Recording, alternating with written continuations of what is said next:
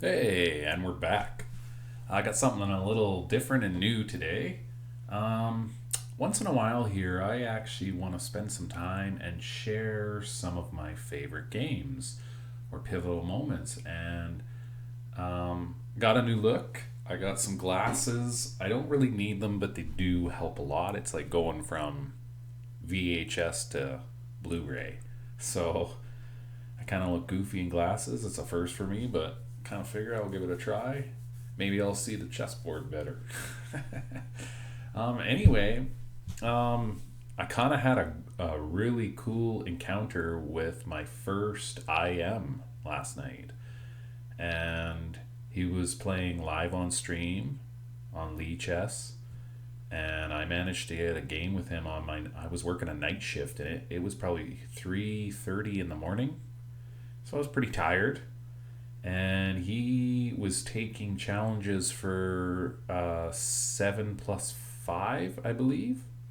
Unfortunately, the clocks don't transfer over here and show you, but it was a 7+5, and I was almost flagging an IM. And so, what I thought would be cool is we're gonna go over. This is a good example how I'm often very hard on myself as a chess player, and we're so fixated on our ratings all the time, and me especially my improvement, my progress. I take it very seriously, too seriously, and I get pretty down on myself. So I think what we need to all remember here, all of us chess fiends, is that when we have a good game, we should recognize it.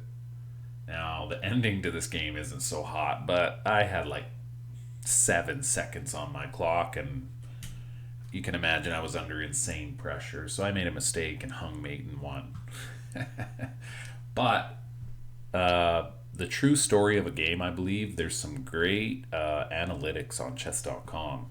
And I think what's more telling of a good game is the performance rating. And yeah, for example, if you have a performance rating of 1500 and say you're rated 1000, I mean, you're playing 500 points above your rating.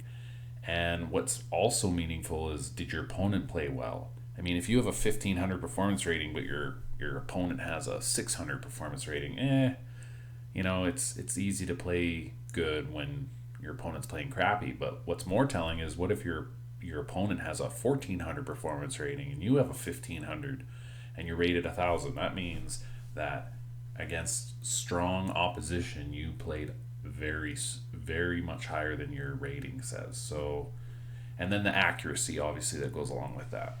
So, for myself, example, on chess.com, I'm rated, I think, around 1700 in rapid and like maybe 11 or 1200 in blitz.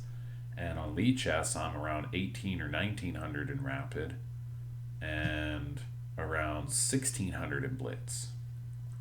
And I often, even my lead chess games, like this was, I upload them to chess.com analytics so I can see the game review and see all the performance rating and see all that sort of good, juicy details.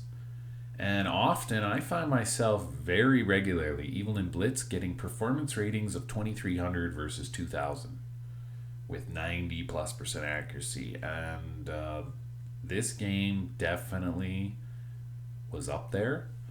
And it's my first game against an IM, and I feel like I should, feel good about this game despite the result. So I wanted to share it. What we're going to do is we're going to go through it without any engine. I want to actually try to go through the game like I was playing it and kind of give my thought ideas, what I was thinking at the time. Well, it's still fresh because it was just last night or this morning. So I got my coffee. We're going to go through that. And then what we'll do is we'll go through the game review and look at everything and what we could improve on and that sort of stuff. And then third and final thing, I'm going to show you a short clip from his live stream towards the end when he was getting in time trouble, and some of his comments about me were actually quite funny. And he had a great idea that I missed that would have been decent for me to draw. I never had a chance to win this game, and he made a comment about how I should be playing for a draw, and I started getting a little too aggressive and was trying to play for a win, and yeah, we'll see how it goes.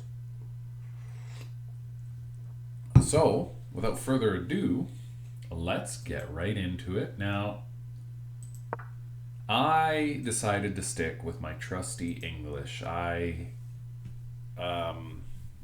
shout out to this guy too. I believe this IM, his real name is Will Pascals. Will Pascals, if I'm pronouncing that correctly. If I'm not, forgive me. And this opening, the English, I had a chess coach who kind of turned me on to a system called the Botvinnik English. He said, give it a try. And I shout out to Ginger GM. I downloaded his short and sweet course on Chessable. And I've spent many dozens of hours studying the lines and the ideas. And I mean, Ginger GM said that single opening for white carried him to IM. So he said it gives you a strong foundation. And it's kind of suits my play style. It's very closed in, methodical system. And the whole idea of the Botvinnik is to have pawns here. Now there's phases to it. So, we're not going to spend too much time in the opening. I'm going to kind of talk to you about phase one, depending on what black does. So he goes here, and my plan is simple. It's, we're going to hit c4, we're going to hit knight c3, and then our goal is to go here, castles, or sorry, not castles. We've got to get the knight out, and usually the knight likes to go here. So we're going to get through.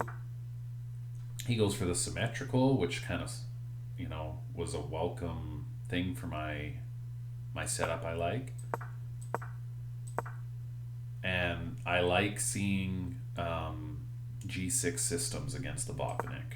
So this is the pivotal moment. And castles, phase one is complete at this point. So here I'm like, okay, like I'm very familiar with these positions. And classic black's plan, he wants to push for this. I don't need to go for this right away. What I instead want to do, and my thinking here, and I was trying to remember the theory if I had time. So often you want this bishop here, but you can't put it here because this knight wants to attack this square. So you prevent that with this. H3. So okay, I did that, and I figured I figured he was going to go for this, which is a clear indication of his intent. But that can quickly be stopped by this. So what does he do? He does that. I do that. Now he wants to transport his knight over to this side. Often this knight will move so that they can play this. I was actually expecting this idea of pushing here. That's what I thought he was going to go for. And I started thinking about my own ideas of f4 at this point, but I was like, no, the key component here is to try to break for this. In these systems, you're either breaking here, here, or here. So he goes there, and I decide, like, okay, but my thinking was that I should get rid of these arrows. My thinking was, okay, I do want to liberate this bishop and have options for pushing here for protection, but I have to watch out for this bishop. So it's always a good idea to move the rook, and then I develop the bishop. Now, honestly, it was probably safe to move the bishop here now. But I I don't know. I get worried about getting burned in a series of exchanges and then losing this pawn and or my rook. So I decided to protect it first. And this is all pretty standard. We're kind of now completed phase 2. Got my pieces all developed. And now I gotta go for the break. Phase 3. Now this is the part where maybe this was a little too early. I don't know. Maybe I should have pushed this first and then this. I don't know. But it seemed to be okay. And here's where I really had to start thinking. Obviously, I'm being forked. You'll see you won't see it. I'm only going to share the last minute or so on the clock for our game. But at this point, he's like, "Come on, Sporgasm, don't start thinking now." And then I moved. I wasn't obviously watching the stream, but that's kind of funny. So my thought, obviously I'm capturing, but I'm deciding which one I want to capture with. And ultimately, I kind of thought, what if I go here and then he pushes here? I didn't know if I should capture with the bishop. So I was kind of contemplating, and I burned a bit of time there. So I decided there. And here's where maybe my first mistake was made, or inaccuracy. I know, like, I'm out of theory at this point. Like, we're now just playing chess, and I'm trying to just remember general ideas. And I remember an idea in this Botvinnik where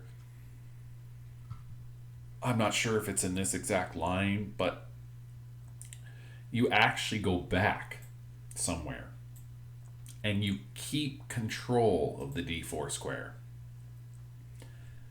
And I thought that's what I needed to do. And I started looking, this is where I started burning some of my time, because I had more time than him. He was busy chit-chatting to his stream. He wasn't, really dialed in. He was kind of distracted and just doing his thing. So here, for me, was where I started, losing my time. And I was debating, like, do I really want to give him these trades? I'm sure it'd be okay, but it's like, here I got this pawn and this pawn like this, and do I really want to give him this strong center? Like, now he goes here and he can push and he's eyeing this up. And then I thought, okay, if I'm gonna take a knight, I'm not taking this knight. I'm gonna take this knight. And then I started thinking, okay, so what if I go here and he goes there, right? And then I was like, okay, now I've opened up the rook. That's okay, but like, what's my plan from here? Well, do I go for that 4 push now? And then I got this annoying knight that's going to be difficult to kick. Or do I go for this? And in retrospect, I think maybe I should have taken. But the game went on. I went back. That was my big decision of the game, the first big decision of the game. And then he does this, which kind of surprised me. It was like, okay, he's got kind of a one-move threat. And I thought, okay, at this point, this square is looking juicy, but he's obviously not going to let me have it. So obviously after this, he probably wants to go for this. So I was like, okay, the action's happening on the queen side. That's fine. So I protect, and he does push. I spent a little more time deciding. There was some key features here that I was debating on. I actually thought about not taking at all on this square. I thought about not taking. I actually thought about like things now. See, this is where this rook not being on this file is a good thing. And I thought maybe I should go here and let him push maybe. I don't know if he would, or if he trades. If I go here and now I am eyeing up some pressure on this square potentially. And I thought, okay, what if I go here and he takes and I take? Now I'm losing a pawn And I thought, okay, that's not good. So I kind of felt, okay, it took me too long to decide that the best move was probably to take, and I believe it was. We'll look at that after, but I take, and now another pivotal point here. I even considered not taking here again for a little bit. And here was a key moment. Another key moment. My two candidate moves here, I had three actually, but my three candidate moves was to take or rook e1. Because obviously he has tactics here. Like right now, if it's black's turn, he's going to take my knight, exposing this attack on my rook. So obviously I can get away from that tactic. And now that also gives me the option to jump my knight here. That's what I was eyeing up the most. And I thought this would be good for me. And unfortunately though, I was really starting to burn time. Now you got to remember, this is a 7+3 or a 7+5. Maybe it was 7+3. I can't remember. But I'm low on time. Like my time is dwindling down a bit here. Got a couple minutes on the clock and I'm burning through it. And I started thinking, what if rook goes here, you know, and then what if, okay, so now rook goes here, I've stopped this whole idea, and he goes back. And now I got this monster bishop, and then what are my plans from here? Am I going to try to force the trade? Like, obviously, there's two pieces attacking this pawn. Another one could be coming soon. So I started thinking, okay, what am I going to do? And I started thinking, okay, well, what if I go here and he trades. I don't know if he'd push. Maybe I started thinking about stuff like that. I don't know. But then from here, the game was unclear, and I thought, okay, this bishop could be annoying, you know? And I decided to get away from all of that, and I took. And then I knew that, okay, this pawn is going to be weak. And here was another key moment where I spent a lot of time on this move. And from about this point is where I'm going to show you where the end of the game, from about this point on the live stream after this. And it was at this point I decided hanging on to this was near impossible. Because this queen is coming, or coming here, and the rook can come there. And I am losing this pawn. That was my thinking. I cannot hold it. And I decided to shoot for a 4-on-5 and trade some pieces. And so, and I'm running low on time, and it was like my Hail Mary. So I kind of I hoped he would trade the pieces. I gave up the pawn. Now I thought he was going to take with the knight and attack my queen. And I think that was a mistake on his part, but he was getting low on time at this point in time as well. And I don't know for sure if it's a mistake. We'll take a look. He took with the rook. Okay. Now I have a bishop versus knight. But he's got an extra pawn. And I was like, okay, well, we're low on time. I think I'm just a guess, probably a minute and a half on my clock. I think he was, I might even be at a minute here. He was at a minute or under a minute. I go here and I decide, okay, let's do this dance. And here is a key moment where I should have kept my king safe. Should have maybe moved my rook. Instead, I do this. There was a key move I missed here, and he mentions it in his video, is this. Now, he obviously can't take, because I take. obviously. So then, what does he do? He can move his knight. He can protect with the queen. I don't know, the different. He could protect with the queen here. But either way, I'm going to take this pawn. There's going to be an exchange of pawns. And now we're down to. I'm just whittling down the pawns, right? No, I'm not saying this is good for me, but my drawing chances are probably better. And I believe the engine wanted that move. E5. I missed that idea completely. There's a lot of moments here in this drawn endgame where the game wants me to sacrifice a pawn to damage structure even. So we'll see that here in a sec. So instead I do this, and he thought this was a mistake, and he was right, I think. And I get the push in that I want. And so he goes there, I take. And here I made a mistake. I think this would have been stronger. Protected. And attacking the queen. So maybe something like this happens. Takes.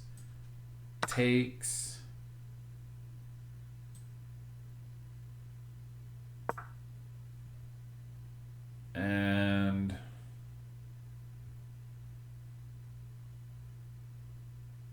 maybe start walking my king in. That's probably how I should have played it. Instead, I go here. So instead of going here, for some reason, I go here. And he goes there, and then I try to blockade the pawn with my queen. This was a good idea, I think. I don't have to worry about any funny business, and let's get her out of there. So she leaves. I thought about taking. Obviously, that'd be nice if he takes with the pawn, but he's not gonna because the rook's hanging. So he takes with the knight. And then what do I do from there? Now, honestly, I should have a queen trade would have been fine, especially with the time trouble. But here I am trying to play for a win, and I still have options to trade the queen, and he trades on his terms. Now, I think I should have traded on my terms. Now his knight's getting active. This was a good move, I think. He's in serious time trouble, and his chatter about me and my rating starts really going off at about this point. Around here he had 10 seconds when he made this move, I believe. Under 10 seconds. And he gets 5-second increment every time he moves, so he started gaining a little time. He started moving a little faster. He's an IM, obviously, so no big deal to him. And I'm running out of ideas. I go for this check. Now this is just full-on blitz chess at this point. I have less than, I don't know, I'm guessing 20 seconds. And I'm trying to come up with ideas. Maybe he's so low on time himself, maybe he'll leave the defense of this pawn, but that's wishful thinking. And then I try to go for a rook trade. He goes here. I think this would have been okay, but I was worried about this. I should have even went here. And I did. And then I was out of ideas here. If I go here, he's going to check me. And oh no, my bishop's hanging. That's why I can't challenge the rook. So I move my bishop. You know what's funny about this move is he was like, bishop a8, I don't know about that move. But the engine, I think, said it was the best move. And that's hilarious to me. All I was thinking was get it far away, keep control of the diagonal, don't get it caught in a fork. That's all I'm thinking. And apparently it was a good move. So he goes here. Now, I think I had less than 7 seconds or 10 seconds, and I'm, he's around 10 seconds as well on his clock. And here, I have a plethora of options. I think one of the best ones was to probably go here. because the rook guards here. I get away from all the checks. I also stop his king from coming in here. So like now looking back, I maybe wish I went here. And if he goes here, then maybe I just go back. If he goes here, maybe we try for a threefold repetition. You know. Oh, I just gave it away. You guys are going to love that. I think, you know, I could have even, at this point, obviously, I started worrying about getting forked. So I thought about the challenge. I almost did it, but then I'm going to lose my rook. That'd be nasty. And another idea that floated, trying to play for a draw, is maybe go here. That's what I think I should have maybe done. And I think the engine agreed with that. And then, you know, he might get to push it, or he might come in, but the game goes on. But nope. What do? I hang mate in one with less than 10 seconds on the clock. You know, I was flustered, whatever. He's an IM. I shouldn't be too hard on myself. He was pretty happy to see this. I play a beautiful game, a strong game anyway, and I lose like that. So that sucks. Now, let's look at the review. Now, first of all, he played with 95% accuracy. He had one mistake, no blunders. My blunder was hanging mate in one. So, you know, until then, I had no blunders. I had 16 best moves. He had 14 best moves. So, I had 3 mistakes. He had 1 mistake. Well, I'm a 1600 rated player. What can I say?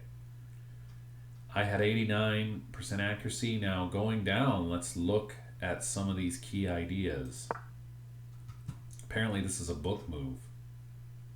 I didn't know that, right? And this is the English Opening. I've played this 214 times with a 54% win rate. Well, that's cool to know. Master Games. This was the move. But I do the rook. And then I do that. So this came in handy, though, I thought. So d4 is best. So my idea of pushing was good. And this knight became annoying for the rest of the game. This stopped this knight from, once I went back, I couldn't ever go back there. I should have traded. And I went back. It's an inaccuracy. What's the best move? Taking. So that should have been where I went, but I didn't. That's a great move. Another great move for him. So taking was best, and taking was best. Okay, so I made good decisions there. Now this was a mistake. What was the best move? Are you kidding me? How? Trying to understand the idea of this move makes no sense to me. Like,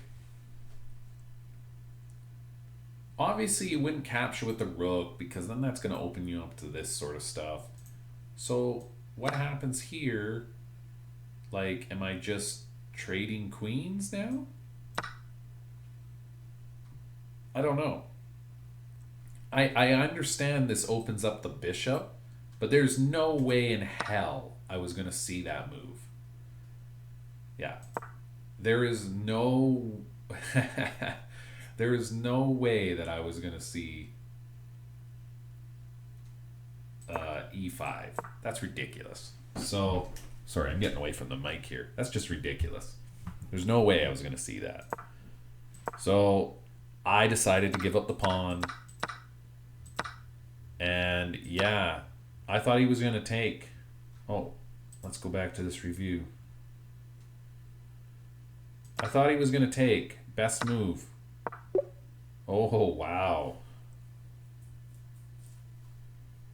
Yeah, that would have been strong. Okay, so he takes.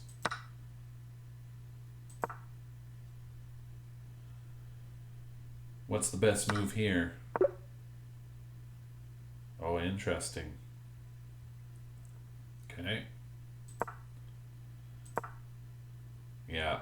What's the best move here? Here's where they want these pawn. So he saw this idea. I didn't. And e5. That there's multiple moments in this game where e5 was called for, and I should have saw it here, but I didn't. I was in time trouble.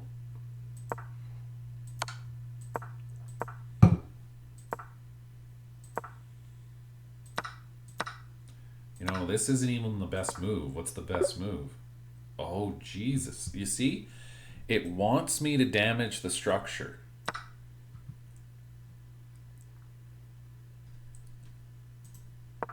Very interesting. See? And what was the best move? Oh, wow. Okay, so now we're in computer territory. I don't even know how that's the best move.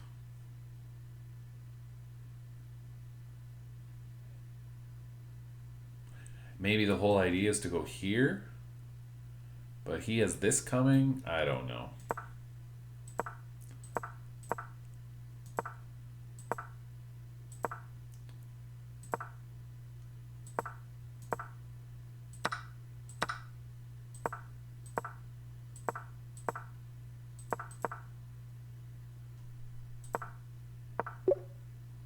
Here's another moment. I did not see that.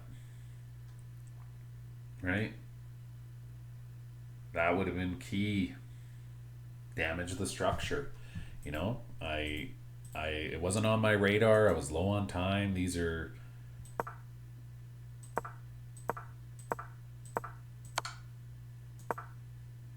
yeah, what's the best move here? So going for counterplay. Going after this pawn. Yeah.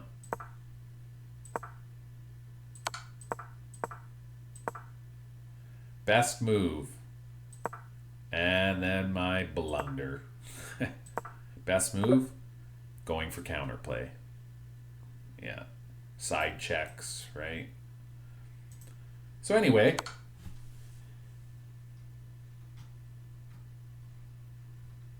both players had an amazing opening. It was an incredible middle game by both players. Black outplayed me in the end game. 2850 performance rating for the IM, 2550 for me. Now that is pretty deadly. I should be pretty proud of that game, and I played strong, and there's nothing to be ashamed about other than that stupid mate at the end. So, without further ado, let's get this other guy on there.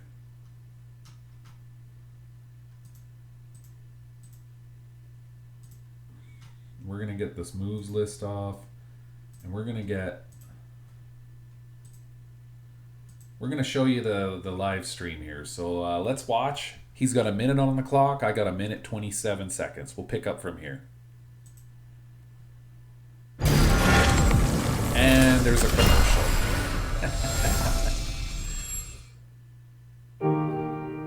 I had lost all interest in going out and seeing people. I fell into a hole, and it was I wish that I could edit that out, but I'm just a Joe Blow. That's what I'm talking about. Knight on a5.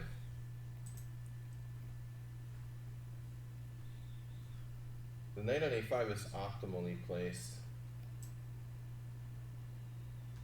Winning 5 on 4 in this kind of endgame, you know, you're in for a long night, man. Looks like queen c3 is decent. He has the e5 move. Yeah, so he sees it. That can liquidate even another pawn if he gets an e5, and I can't prevent it. My knight's hanging, and I have to move it. So now he liquidates He liquidates down to 4 against 3, which is very hard to win. I imagine this is like a theoretical draw. He didn't play it though. That's crazy. You have to play e5 there. Yeah. And you see, this is what I was talking about. Like, you know, irrational aggression. Yeah.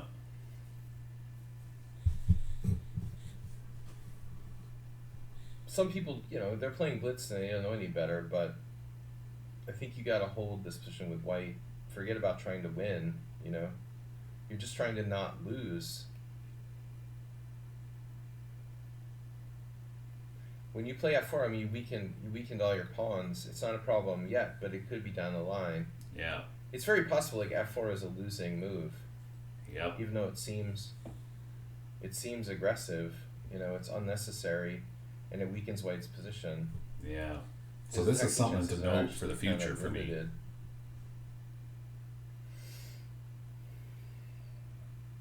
Yeah, I could blunder and lose the game. Very likely. Kind of got him his face not in the frame fully. My bad. Yeah, another player. It's I like think it's the Twitch capture. hard to freaking believe that white has a 1600. Or for OBS, I mean. Hard to believe this is a 1600. White is 1600 in blitz. I mean, it's a new account, but come on.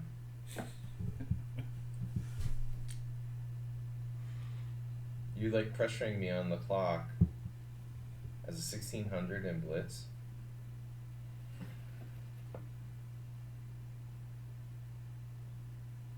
This is not easy.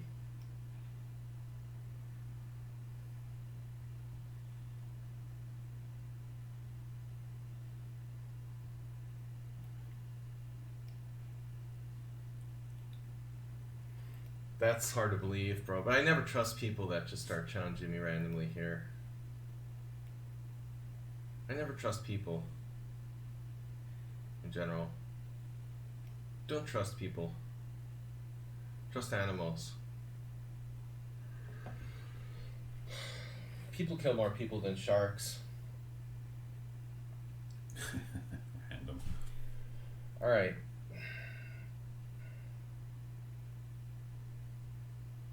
This guy is, come on. He's freaking good. That's pretty cool, and I am saying that about me. 1800, dude. You could be like 2100 easy. I wish. It seems like that's the case with everyone. Everyone that I play is like massively underrated. What's up with that, dude? Sholby S just subscribed. We got 45 minutes left. Okay, he's down to 10 seconds. Oh my god, my clock. So you're 1600 blitz based on 1,000 games, and you're like almost flagging me. And you've like managed to play it down, legit down to a drawn endgame, and you're telling me you're 1600 in blitz on lead chess. That's crazy, dude. No freaking way.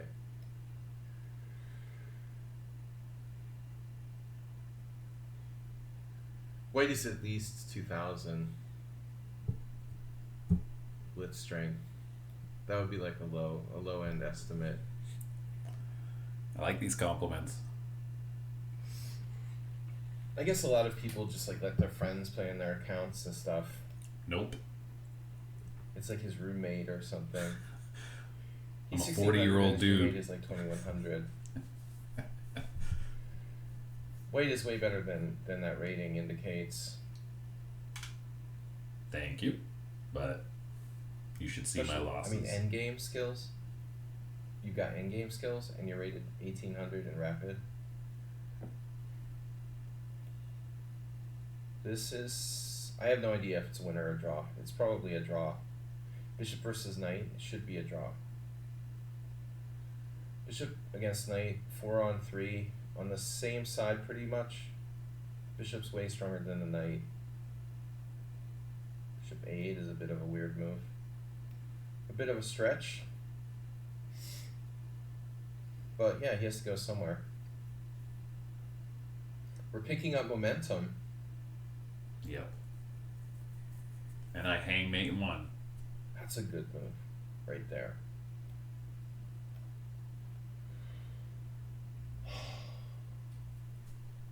That's what I have to do to like beat a 1600 blitz player. Are you serious? He's like drawing until the final move. You were totally holding until the final move.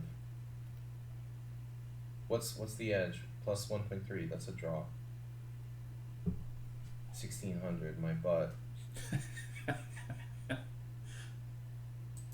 Is everybody like seriously? Everybody's like capable of playing like master level blitz, even if they're rated 1600. It's unbelievable. I played an almost perfect game. I had 2 inaccuracies, and I shouldn't have won. All right, learning chess. All right. Well, I think that says it all. Yeah, kind of a neat experience, and much thanks to that guy. It's not very often IMs play nobodies they don't know, and I can promise I wasn't cheating. You should see my games where I have a performance rating of 1200. I'm very inconsistent, but what I like out of this moment and others that I will share in the future is that there's moments I play some very high level chess, and I should be not so hard on myself. I have potential, and hopefully with enough grinding and enough years I can start to get a rating that reflects my potential and my strength that I show. I have many games. I have other games where I've had 2600 performance ratings. Often, on average, I would say when I'm playing well, I get about 2000 to 2300 performance ratings. But I don't play well often. So, yeah, that's what I wanted to share. It was a cool moment. Much thanks to this guy. Appreciate the game if you see this. And yeah, it was a cool moment for me. And I'm going to try to challenge these national masters, these titled players, more often when I get a chance and see what I'm made of. Anyway, without further ado, hope you enjoyed, and we'll see you next time. Cheers.